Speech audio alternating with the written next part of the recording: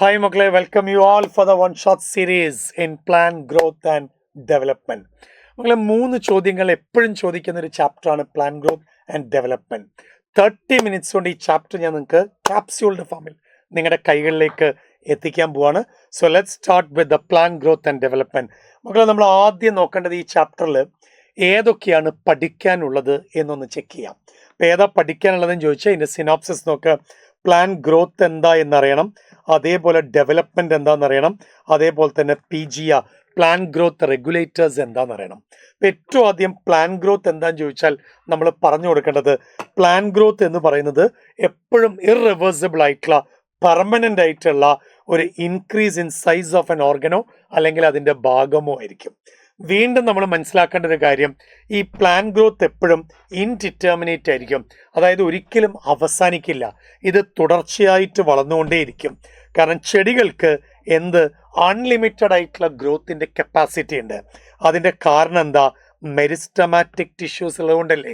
ഇങ്ങനെ meristematic activity കൊണ്ട് growth നടക്കുന്നതിനെ ഓപ്പൺ ഫോം ഓഫ് ഗ്രോത്ത് എന്ന് വിളിക്കും. അങ്ങനെയാണെങ്കിൽ ഗ്രോത്ത് മെഷർ ചെയ്യാൻ പറ്റും. ഗ്രോത്ത് മെഷർ ചെയ്യാനുള്ള ഇൻസ്ട്രുമെന്റ് കണ്ടിട്ടുണ്ടോ? അതാണ് മക്കളെ ഓക്സാനോമീറ്റർ. അപ്പം ഗ്രോത്ത് മെഷർ ചെയ്യാൻ പറ്റും എന്നൊന്ന് അറിഞ്ഞിരിക്കണം. അങ്ങനെയാണെങ്കിൽ ഗ്രോത്തിന് 3 ഫേസുകളുണ്ട്. ഏതൊക്കെയാ 3 ഫേസുകൾ? ഇതാണ് മക്കളെ ആ 3 ഫേസുകൾ: meristematic, elongation and maturation phase. ഇത് നമ്മുടെ NCERT-യിൽ ഒരു പാരലൽ ലൈൻ ടെക്നിക്കായിട്ട് കൊടുത്തിട്ടുണ്ട്. റൂട്ട് ജേർമിനേറ്റ് ചെയ്ത് വരുമ്പം ഉള്ള മെരിസ്റ്റമാറ്റിക്, ഇലോങ്ങേഷൻ, അതേപോലെ തന്നെ ഈ പറയുന്ന മെച്ചുറേഷൻ സോണ്. അങ്ങനെയാണെങ്കിൽ ഗ്രോത്ത് എന്താന്ന് നമ്മൾ പഠിച്ചു. ഗ്രോത്ത് റേറ്റ് എന്താന്നുള്ളത് ഓർമ്മയുണ്ടോ? ഗ്രോത്ത് റേറ്റ് എന്താന്ന് ചോദിച്ചാൽ increased growth per unit time ആണ്. അപ്പം 2 ടൈപ്പ് ഗ്രോത്ത് റേറ്റ് ഉണ്ട്. അരിത്തമെറ്റിക്കും ഉണ്ട്, ജോമെട്രിക്കലും ഉണ്ട്. അതിൽ ഈ അരിത്തമെറ്റിക് ഗ്രോത്തിന്റെ പ്രത്യേകത എന്താ? ഒരു സെല്ല് കണ്ടിന്യൂസ് ആയിട്ട് ഡിവൈഡ് ചെയ്യും, പക്ഷേ രണ്ടാമത്തെ സെല്ല് ഡിവൈഡ് ചെയ്യാതെ ഡിഫറൻഷിയേറ്റ് ചെയ്തു പോകും. അതേസമയം ജോമെട്രിക്കിൻ്റെ കേസിൽ 2 സെല്ലാണെങ്കിൽ ആ 2 സെല്ലും തുടർച്ചയായിട്ട് ഡിവൈഡ് ചെയ്ത് പോകുന്നതാണ് ജോമെട്രിക് ഗ്രോത്ത് മോഡല്. നമുക്കതിൽ ആദ്യം അരിത്തമെറ്റിക് എടുത്ത് നോക്കിയാൽ അരിത്തമെറ്റിക്കിൻ്റെ ഗ്രാഫ്, ഇപ്പോൾ റൂട്ടിൻ്റെ ഗ്രോത്ത് ഒരു കോൺസ്റ്റന്റ് റേറ്റിലല്ലേ പോവുക. അപ്പോൾ അരിത്തമെറ്റിക്കിൻ്റെ ഗ്രാഫ് നോക്ക്, ഒരു കോൺസ്റ്റന്റ് റേറ്റിൽ ഒരു ലീനിയർ കർവായിട്ടാണ് കാണാം. ഇത് മാത്തമാറ്റിക്കലായിട്ട് എങ്ങനെയാ എക്സ്പ്രസ് ചെയ്യുക? LT = L0 + RT. റൂട്ടിൻ്റെ final growth എത്രയാണെന്ന് അറിയണമെങ്കിൽ ഇനീഷ്യൽ ഗ്രോത്ത് L0 + RT നോക്കിയാൽ മതി. ഓക്കെ ആണോ മക്കളെ? യെസ്. അങ്ങനെയാണെങ്കിൽ മക്കളെ ശ്രദ്ധിക്കേണ്ടത്, ഈ ജോമെട്രിക്കൽ ഗ്രോത്തിൻ്റെ പ്രത്യേകത എന്താ? ജോമെട്രിക്കൽ ഗ്രോത്തിൻ്റെ പ്രത്യേകത എന്താണെന്ന് ചോദിച്ചാൽ, ജോമെട്രിക്കൽ ഗ്രോത്ത് ഒരുവിധം ഓർഗാനിസംസിൻ്റെ ഒക്കെ ഗ്രോത്ത് ജോമെട്രിക്കൽ ഫാഷനിലാണ്. അപ്പോൾ അതിൽ ലാഗ് ഫേസ് ഉണ്ട്, അതേപോലെ തന്നെ എക്സ്പൊണൻഷ്യൽ ഉണ്ട്, അതേപോലെ തന്നെ സ്റ്റേഷനറി ഉണ്ട്. അപ്പോൾ ഈ 3 ഫേസിനെ കുറിച്ചും കൃത്യമായൊരു ഐഡിയ നമുക്കുണ്ടാവണം.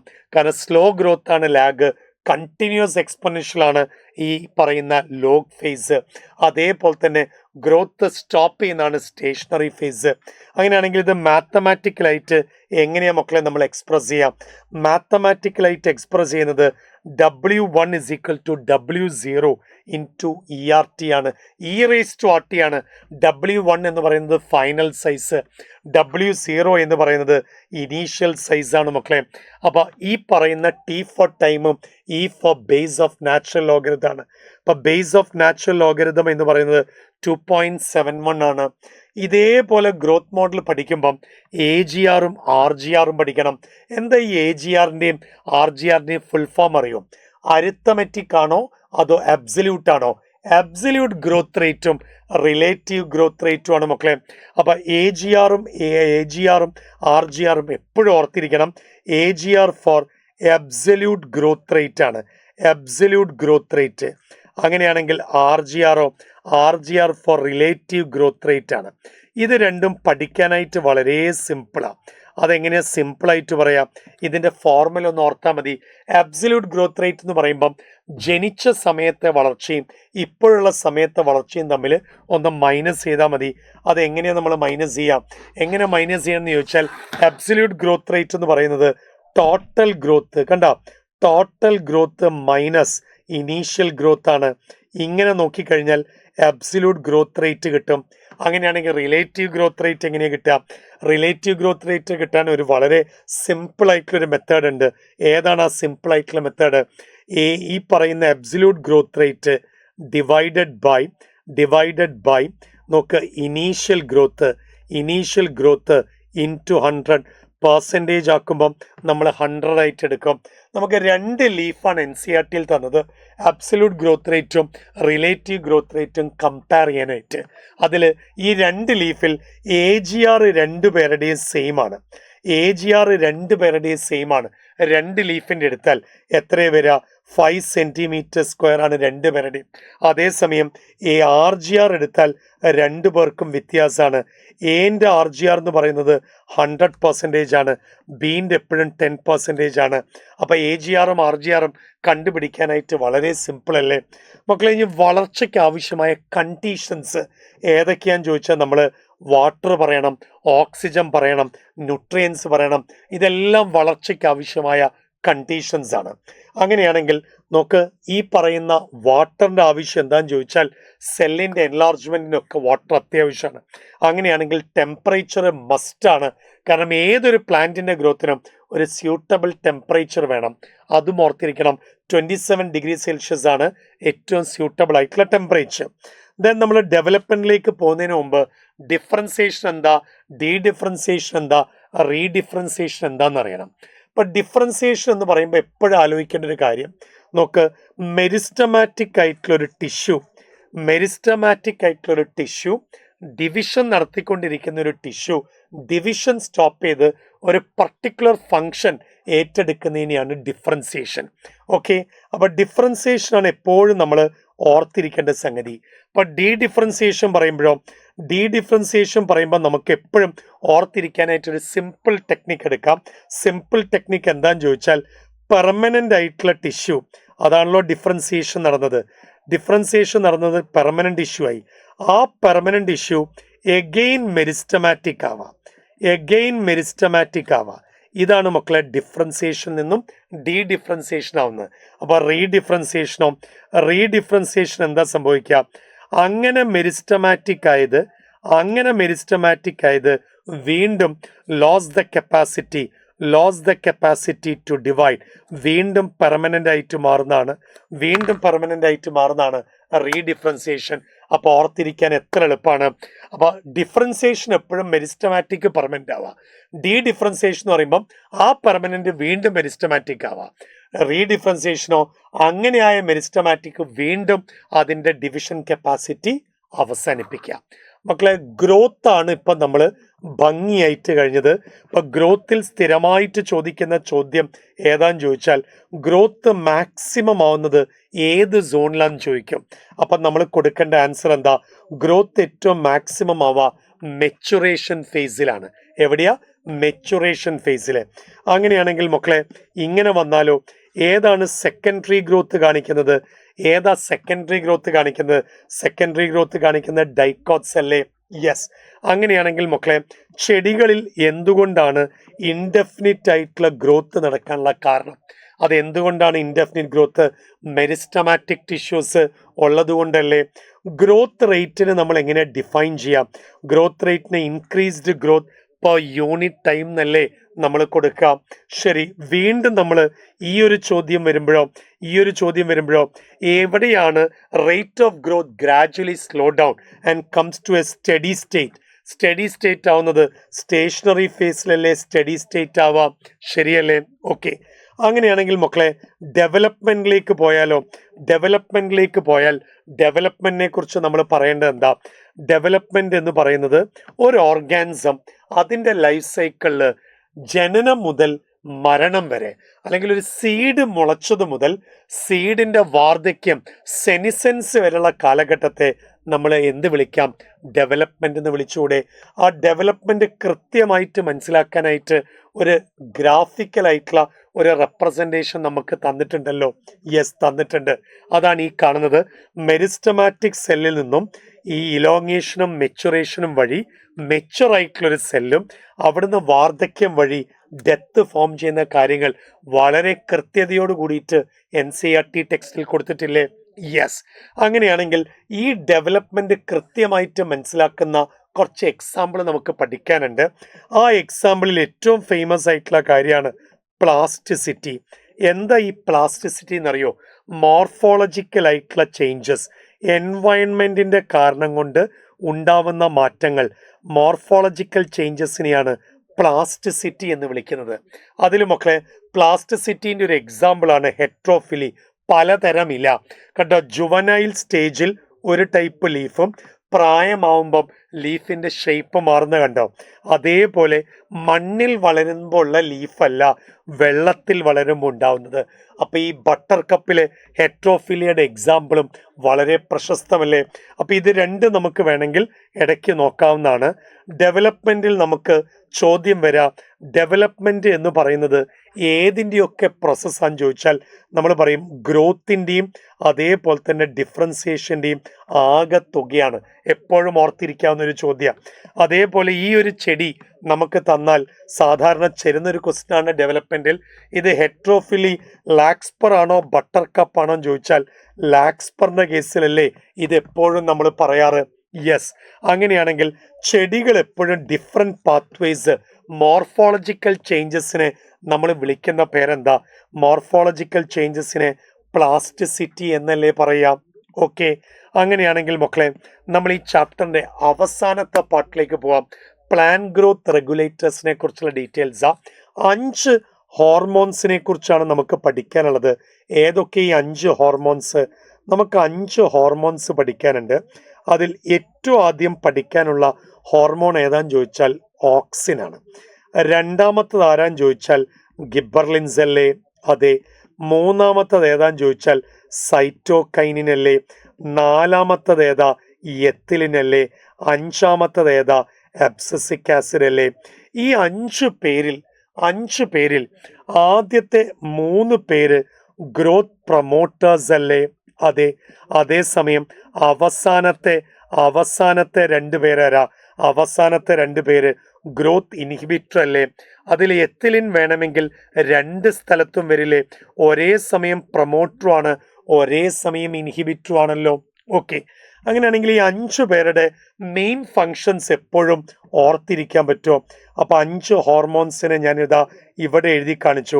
എന്നിട്ട് എപ്പോഴും നിങ്ങൾക്ക് ഓർത്തിരിക്കാനായിട്ട് ഓക്സിന്റെ മെയിൻ ഫങ്ഷൻ എപ്പോഴും നിങ്ങൾ ഓർത്തിരിക്കേണ്ടത് എപ്പിക്കൽ ഡോമിനൻസ് ആണ്. എപ്പിക്കൽ ഡോമിനൻസ് ഓക്സിന്റെ മെയിൻ ഫങ്ഷൻ ആണ് മക്കളെ. അതേസമയം രണ്ടാമത്തെ ഗിബർലിൻസ് അഥവാ ജിബർലിൻസ് എന്ന് വിളിക്കുന്നതിൻ്റെ മെയിൻ ഫങ്ഷൻ ചോദിച്ചാൽ സൈസ് കുറവുള്ള ചെടികളുടെ സൈസ് കൂട്ടുക, ബോൾട്ടിംഗ് അല്ലേ? മൂന്നാമത്തത് സൈറ്റോകൈനിൻ ചോദിച്ചാൽ അതിൻ്റെ മെയിൻ ഫങ്ഷൻ നമ്മൾ സെൽ ഡിവിഷൻ അല്ലേ പറഞ്ഞു കൊടുക്കേണ്ടത്? നാലാമത്തെ എത്തിലിൻ ചോദിച്ചാൽ ഒരിക്കലും അതൊരു കൺഫ്യൂഷൻ വരില്ല. കാരണം എത്തിലിൻ ഫ്രൂട്ട് റൈപ്പിങ്ങിന് ഹെൽപ്പ് ചെയ്യും എന്നുള്ളത് എല്ലാവരുടെയും മനസ്സിൽ എപ്പോഴും ഓർത്തിരിക്കുന്ന ഒരു ചോദ്യമാണ്, ഫ്രൂട്ട് റൈപ്പനിങ്. അങ്ങനെയാണെങ്കിൽ അവസാനത്തെ അബ്സസിക് ആസിഡ് ചോദിച്ചാൽ അത് അബ്സഷൻ ആണെന്നും സ്ട്രെസ് ഹോർമോൺ ആണെന്നും എല്ലാവർക്കും ഓർമ്മയുണ്ടാവല്ലോ. Okay. Stress hormone, abscission and dormancy. അപ്പോൾ ഇത് ഓർത്തിരിക്കാനായിട്ട് വലിയ ബുദ്ധിമുട്ടില്ല. അങ്ങനെയാണെങ്കിൽ ഇത് കണ്ടുപിടുത്തിയ വഴികളൊന്ന് ആലോചിച്ച് നോക്ക്. ഓക്സിൻ കണ്ടെത്തിയത് ചാൾസ് ഡാർവിനും മകനായ ഫ്രാൻസിസ് ഡാർവിനുമാണ്. ഫോട്ടോട്രോപ്പിസം എന്ന ഫിനോമിനൻ വഴി ആണ് അവരിത് ഐഡന്റിഫൈ ചെയ്തത്, ഈ ഓക്സിനെ കുറിച്ച്. അതേസമയം ജിബർലിൻസിനെ കുറിച്ച് കുറസോവ എന്ന സയന്റിസ്റ്റ് ഈ പറയുന്ന നെൽച്ചെടിയിൽ ഉണ്ടാക്കിയ ബെക്കെയിൻ ഡിസീസ്, ഫൂളിഷ് സീഡ്ലിംഗ് ഡിസീസിലൂടെയല്ലേ, ജിബർല ഫിജിക്കുറൈ ഉണ്ടാക്കിയ ഈ ഒരു ഡിസീസിലൂടെയല്ലേ അത് മനസ്സിലാക്കിയത്. ഓക്കെ. അതേസമയം സൈറ്റോകൈനിൻ മില്ലർ ആൻഡ് സ്കൂഗും ലീദാമും ചെയ്ത എക്സ്പെരിമെന്റ് വഴിയല്ലേ. യെസ്. അങ്ങനെയാണെങ്കിൽ ഓക്സിനെ കുറിച്ച് പറയുമ്പം ഓക്സിന്റെ നാച്ചുറൽ ഫോമും അതേപോലെ തന്നെ ആർട്ടിഫിഷ്യൽ ഫോമും ഓർത്തിരിക്കണ്ടേ? ഓക്സിനെ കുറിച്ച് പറയുമ്പം ഇൻടോൾ 3 അസറ്റിക് ആസിഡും ഇൻടോൾ 3 ബ്യൂട്രിക് ആസിഡും മറക്കാതെ ഓർത്തിരിക്കണം. അതേസമയം ആർട്ടിഫിഷ്യൽ ഫോം പറയുമ്പോഴോ നാഫ്തലിൻ അസറ്റിക് ആസിഡും 2,4-ഡൈക്ലോറോഫിനോക്സി അസറ്റിക് ആസിഡും ഓർത്തിരുന്നാൽ മതിയല്ലോ. ഓക്കെ. ഇനി അതിന്റെ ഫങ്ഷൻസിലേക്ക് പോകുമ്പോഴോ മക്കളെ നോക്ക്, റൂട്ടിംഗ് നടത്താൻ സഹായിക്കും, പൈനാപ്പിളിൽ പൂവിടാൻ സഹായിക്കും, ഇലകളും പഴങ്ങളൊക്കെ നേരത്തെ കൊഴിഞ്ഞ് വീഴാതെ തടയും. അതേപോലെ തന്നെ എപ്പിക്കൽ ഡോമിനൻസ് ഓക്സിൻ്റെ ഒരു മെയിൻ ഫങ്ഷൻ അല്ലേ? അതെ, തലഭാഗം വളർന്നു പോകും, ലാറ്ററൽ ബഡ്സിനെ ഇൻഹിബിറ്റ് ചെയ്യും. അതേപോലെ ഡീക്യാപിറ്റേഷൻ എന്ന് പറഞ്ഞാൽ തലഭാഗം മുറിച്ചു മാറ്റിയാൽ ലാറ്ററൽ ബഡ്സിൻ്റെ ഗ്രോത്ത് നടക്കും. തേയിലച്ചെടികളിൽ വളരെ കോമൺ ആയിട്ട് കാണുന്നതല്ലേ? അതേപോലെ തക്കാളിയിൽ പാർത്തിനോകാർപ്പി ഇൻഡ്യൂസ് ചെയ്യും. 2,4-D കോമൺ കളനാശിനി വീഡിസൈഡായിട്ട് ഉപയോഗിക്കും. അപ്പോൾ അതുകൊണ്ടല്ലേ ഗാർഡൻ ഫ്രീ അല്ലെങ്കിൽ ഗാർഡനിൽ വീഡ് ഫ്രീ കളരഹിതമായ ഗാർഡൻ ഉണ്ടാക്കാം. ജിബ്ബർലിൻസിനെ കുറിച്ച് പറയുമ്പം ജിബ്ബർലിൻസിൽ നമ്മൾ ഏറ്റവും ആദ്യം ആലോചിക്കേണ്ടത് അതിൻ്റെ ഫങ്ഷൻ ആപ്പിളിൻ്റെ ഷേപ്പ് ഇമ്പ്രൂവ് ചെയ്യും, അതേപോലെ തന്നെ വാർദ്ധക്യത്തെ തടയും, അതേപോലെ തന്നെ മാൾട്ടിങ് പ്രോസസ്സ് ഈ ഫെർമെൻറ്റേഷൻ്റെ പ്രോസസ്സ് കൂട്ടും. പിന്നെ അതേപോലെ തന്നെ ഒരു ഫേമസ് സംഗതിയാണ് ഈ ജുവനൈൽ ആയിട്ടുള്ള കോണിഫസിലേക്ക് ജിബ്ബർലിൻ തളിച്ചാൽ ഈ വിത്തിൻ്റെ പ്രൊഡക്ഷൻ കൂട്ടും. അതേപോലെ ബോൾട്ടിങ്, ഇന്റർനോഡൽ ഇനോങ്ങേഷൻ, ബീട്രൂട്ട് ആലോചിച്ചാൽ മതി, ചെറിയ സൈസ് ഉള്ളത് വലുതാക്കി വരും. അതേപോലെ തന്നെ സൈറ്റോകൈനിൻ്റെ 2 ഫോം, കൈനിറ്റിൻ സിന്തറ്റിക് ആണ്, അതേസമയം നാച്ചുറൽ സിയാറ്റിൻ ആണ്. ഇത് എവിടുന്ന് എടുത്തതെന്നും കൂടെ ഓർക്കണം. കൈനറ്റിൻ എപ്പോഴും നമുക്ക് ഹെറിങ് സ്പം DNA മീനിൻ്റെ, അതേസമയം സിയാറ്റിനോ കോൺ കേണൽസ് എന്നല്ലേ എടുക്കാം. അപ്പോൾ അതിൻ്റെ ഫങ്ഷൻസിലേക്ക് കാര്യമായിട്ട് പോണ്ട, അത് സെൽ ഡിവിഷനാണ് കാര്യമായിട്ട്. അതേസമയം മക്കളെ എത്തിലിനെ കുറിച്ച് പറയുമ്പം അത് ഗേഷ്യസ് ഹോർമോണാണ്, പഴുക്കാനായിട്ട് സഹായിക്കുന്ന ഹോർമോണാണ്. അതിനെക്കുറിച്ച് പറയുമ്പം ഏറ്റവും പ്രധാനപ്പെട്ട ഒരു സംഗതി എന്താണെന്ന് ചോദിച്ചാൽ എത്തിലിനാണ് ഏറ്റവും കൂടുതൽ അഗ്രികൾച്ചറിൽ ഉപയോഗിക്കുന്ന ഹോർമോണ്. അതിൻ്റെ സോഴ്സിൻ്റെ പേര് ഇത്താഫോൺ ആണെന്ന് ഓർത്തിരിക്കണം. ഈ ഇത്താഫോൺ എന്താ ചെയ്യുക? തക്കാളിയിലാണെങ്കിലും ആപ്പിളിലാണെങ്കിലും റൈപ്പനിങ്ങിന് സഹായിക്കും. അതേപോലെ തന്നെ കുക്കുംബറിൽ ഫീമെയിൽ ഫ്ലവേഴ്സിൻ്റെ എണ്ണം കൂട്ടും. അബ്സസിക് ആസിഡിനെ കുറിച്ച് പറയുമ്പോഴോ അബ്സസിക് ആസിഡ് എപ്പോഴും അബ്സഷൻ ആൻഡ് ഡോർമൻസിയിലാണ്. അതൊരു ജനറൽ ഇൻഹിബിറ്റർ എന്നുള്ള കാര്യം കൂടെ അറിയണം. മാത്രമല്ല അത് സീഡ് ജെർമിനേഷൻ തടയും. അതേപോലെ പ്രതികൂല സാഹചര്യത്തിൽ അൺഫേവറബിൾ കണ്ടീഷനിൽ ചെടികൾ ഉണ്ടാകുന്നുണ്ട്, അതിനെ സ്ട്രെസ് ഹോർമോൺ എന്നല്ലേ നമ്മൾ വിളിക്കുക. ഇതും കൂടെ അറിഞ്ഞിരിക്കണം. അത് അൺഫേവറബിൾ കണ്ടീഷൻസ് വിത്ത്സ്റ്റാൻഡ് ചെയ്യുക മാത്രമല്ല, ജിബ്ബർലിക് ആസിഡ് എന്താണോ ചെയ്യുക അതിൻ്റെ ഓപ്പോസിറ്റ് ആയിട്ടാണ് അത് ചെയ്യുക. ശരിയല്ലേ? ഓക്കെ. അപ്പോൾ ഹോർമോൺസിൽ സാധാരണയായിട്ട് ചോദിക്കുന്ന ഒരു ചോദ്യമാണ് എത്തിലിൻ എപ്പോഴും എന്തുമായിട്ട് കണക്ട് ചെയ്യും? ക്ലൈമാക്റ്റിക് റെസ്പിറേഷൻ അല്ലേ? കാരണം റെസ്പിറേഷൻ്റെ സമയത്ത് അല്ലെങ്കിൽ പഴുക്കുന്ന സമയത്ത് റെസ്പിറേഷൻ്റെ റേറ്റ് കൂടുന്നതിനല്ലേ ക്ലൈമാക്റ്റിക് റെസ്പിറേഷൻ എന്ന് പറയാം. സാധാരണ അത് എങ്ങനെയാണ് ഉണ്ടായത് അല്ലെങ്കിൽ എവിടെ നിന്നാണ് ഐസൊലേറ്റ് ചെയ്തതെന്ന് ചോദിക്കാറുണ്ട്. ഹ്യൂമൻ യൂറിനെടുത്ത ഹോർമോണാണ് ഓക്സിൻ. അങ്ങനെയാണെങ്കിൽ ജിബ്രല്ല ഫിജിക്കുറയോ ജിബ്ബർലിൻസിൻ്റെ ഡിസ്കവറിയിലല്ലേ? അതേസമയം ഹെറിങ് ഫിഷോ അത് സൈറ്റോകൈനിൻ്റെ ഡിസ്കവറിയല്ലേ? റൈപ്പനിങ് എത്തിലിനല്ലേ? ഏജ്ഡ് ലീവ്സ് ഏതാ അബ്സസിക് ആസിഡ് അല്ലേ മക്കളെ? അപ്പോൾ ഒന്നാമത്തത് ബി അല്ലേ? അപ്പോൾ ഒന്നാമത്തത് ബി, രണ്ടാമത്തെ ഇ, മൂന്നാമത്തെ എ അല്ലേ മക്കളെ? കറക്റ്റ് ആൻസർ എ അല്ലേ കറക്റ്റ് ആൻസർ. വീണ്ടും ഒരു പ്രശസ്തമായ ചോദ്യം നോക്ക്. ഏതാ വീഡിസൈഡ് ആയിട്ട് ഉപയോഗിക്കുന്നത്? ഒരു സംശയമില്ല, 2,4-ഡൈക്ലോറോഫിനോക്സി അസറ്റിക് ആസിഡ് അല്ലേ? അബ്സസിക് ആസിഡ് ചെയ്യുന്നൊരു ഡ്യൂട്ടി എന്താ? സ്റ്റൊമാറ്റേനെ അടച്ച് വിത്ത്സ്റ്റാൻഡ് ചെയ്യും, ഡെസിക്കേഷൻ വിത്ത്സ്റ്റാൻഡ് ചെയ്യും. മക്കളെ പാർത്തിനോകാർപ്പി ഉണ്ടാക്കുന്നത് ഓക്സിനാന്നുള്ളത് ഒരിക്കലും മറക്കരുത്. ഒരൊറ്റ ചോദ്യം കൂടെ ചെയ്ത് നമ്മൾ ഈ ഒരു ചാപ്റ്റർ നമ്മൾ അവസാനിപ്പിക്കുകയാണ്. ഓക്സിൻ്റെ മെയിൻ ഫങ്ഷൻ എന്താണെന്ന് ചോദിച്ചാൽ അത് യൂറിൽ നിന്നാണ്. അപ്പം എ എന്ന് പറയുന്നത് ക്യൂവിൽ നിന്നാണ്. നോക്ക്, ഗിബ്ബർലിൻസ് എന്ന് പറയുന്ന മാൾട്ടിങ് സ്പീഡപ്പ് ചെയ്യും. അപ്പം ബി പി ആണ്. സൈറ്റോകൈനിൻ എന്ന് പറയുന്നത് സിയാറ്റിൻ ആണ്. അപ്പം സി ടി ആണ്. ഡോർമിൻ എന്ന് പറയുന്നത് അബ്സസിക് ആസിഡാ മക്കളെ. അപ്പം സി അല്ലേ മക്കളെ കറക്റ്റ് ആൻസർ? യെസ്. അപ്പം വിത്തിൻ 30 minutes കൊണ്ട് നമ്മൾ ഈ ചാപ്റ്റർ അടിപൊളിയായിട്ട് മനസ്സിലാക്കി. ഒരു പ്രോബ്ലം നമുക്ക് വരാനില്ല ഈ ചാപ്റ്ററിൽ നിന്നും, കാരണം എല്ലാം തന്നെ നമ്മൾ മനസ്സിലാക്കി. സോ താങ്ക് യു മക്കളെ. അടിപൊളിയായി വിത്തിൻ 30 minutesനുള്ളിൽ ഈ ചാപ്റ്റർ നിങ്ങൾ പൂർണ്ണമായും മനസ്സിലാക്കിയെടുത്തു എന്ന് ഞാൻ വിശ്വസിച്ചോട്ടെ. വീണ്ടും അടുത്ത 30 minutesന്റെ 1 shot സീരീസുമായിട്ട് കാണാം. Till then, by.